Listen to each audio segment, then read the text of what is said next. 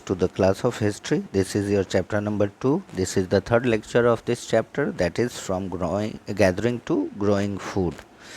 In the last video lecture, we have seen the how the early humans started leading a settled life, how they started growing crops, and some glimpse of cattle or pet animals as well we have seen in the beginning of farming and herding topic. Today we will take up the topic what is domestication, and it is very important topic from the chapter point of view also. So in great detail, as promised earlier, we will discuss the topic today. First of all, we will talk about the topic domestication. So the question is, what is domestication? So students, in the earlier video lessons also and in your NCERT book also, what the definition that has given, they had given in NCERT about domestication is that it is the process in which people grow, plant and look after animals. Means it is a type of a process that early people used to grow plant, or the process by which early people used to grow plants and look after animal or rear pet animals is called domestication. Very often these are the lines from the NCERT only. Very often plants and animals that are tended means taken care of, that are tended, why people becomes different from wild animals and animals. If you are remembering, in the last lecture also we have discussed these things, that people you don't take any seed or any plant or any animals to rear or to grow. They select only those animals that are gentle in nature, that we had discussed earlier, and they select the better quality of seeds for growing their crops, and the rejected one they don't use. They grow as wild plants and wild animals. So they are knowing the difference between good and bad, wild and pet.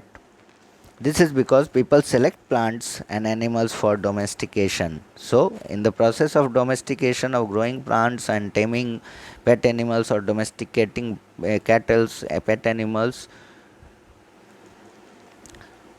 in this process, they select specific plants and which animals to rear or to be taken care of or to be tamed. We can make it more simpler, or the other definition be, means the other definition of domestication, simple definition to recall also, that it is the process through which, the process that brought plants and wild animal under the human control are called domestication. All the pet animals are under the control of humans. All the plants which we are growing are under our control. Whatever plants, whatever variety which we want to grow, whatever crops, that crops only grows. So it totally depends, or it is totally under the human control. The process which brought plants and animal under human control is called domestication. Simple and precise. Domestication also means those animals which are living with the humans. Domestication of animals means those animals which are living with the humans, not wild animals like tiger, leopard, lions. Those animals which are living with humans and working with humans also, just like ox, buffaloes, donkeys, but under control of human. But they are under the control of their masters. Their and masters are humans only. Early man also observed that seeds which were left or discarded means thrown off or rejected, can again grow in favorable conditions. Means different types of climatic conditions needs for different crops to grow, plants to grow. So different climatic condition is required as well as for their seeds also. So in the Mesolithic age only the people have realized, or they have observed, that seeds can germinate, the thrown seeds of the fruits, vegetables which they are eating at that time. they can germinate in another plant. Earlier they were not knowing about the seeds that they germinate, but it might be with the passing of time they must have observed that they must be eating some, they must have ate some fruits or their food and thrown the seeds there only when they are not having the knowledge of farming, growing crops.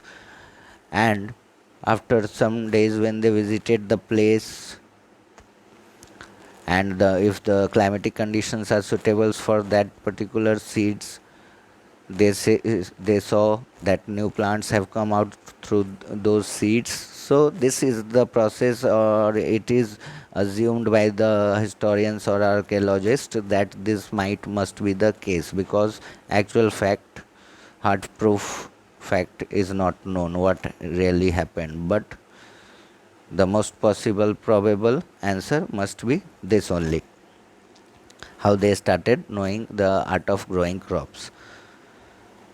Then further they started keeping animals for their use.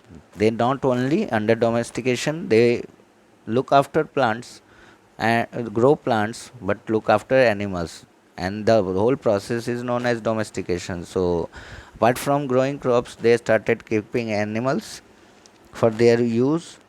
And ancestors of dog, it is written in your NCRT book, means dog was probably the first animal that are being domesticated or tamed, looked after by the early humans. Dogs help them, and just not because, there must be some reason for everything. So why the dog is the first animals to be tamed by the early humans? Because of some specific reasons. Just like dog helps them in hunting and keeping a watch over the other animals which they are rearing. After dog they started rearing sheep, goat, cattle, which were also domesticated by the early humans at that time. So keep a watch over the, or to protect those cattle or pet animals from the wild animals, also to keep a watch over them. Also dogs were very helpful, and they were also helpful in watching their master's house. So it was probably the first animal to be domesticated by early humans. The animals, apart from those animals, sheep, goats, cattle, the animal that give them milk, especially cattle, goats, sheep also, served as a required food store of meat. Means those animals which gives them milk, they are also act as storing animals. Storing animals topic we will discuss in the next video lesson. So they also act as a food store, because they can, whenever they feel the scarcity of food, they can eat the meat of those animals. So they act as a food store for them, food store of meat for them, and they utilize it during the time of need. Donkeys, horses, camels, and elephants, which are also used for to carry heavy loads, and these animals, as the time passes by, slowly and gradually, all this has happened. This has all had happened not at a single time or in a year or two.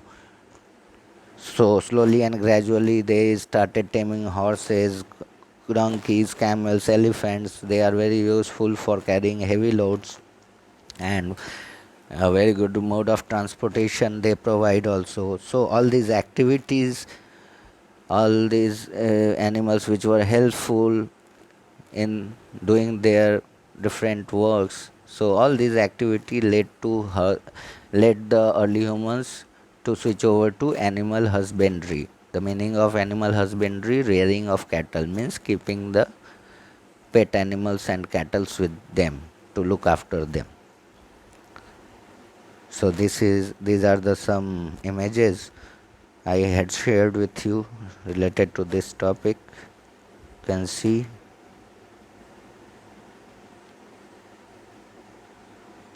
and I had found this picture, and I felt like that I should share with you that we are talking about the Mesolithic age, and this is a type of house which were found during the old Mesolithic age. Dwelling means living areas, and it is 10,000 years ago how the Mesolithic dwellings are in look that I have discussed. With this, the topic comes to an end.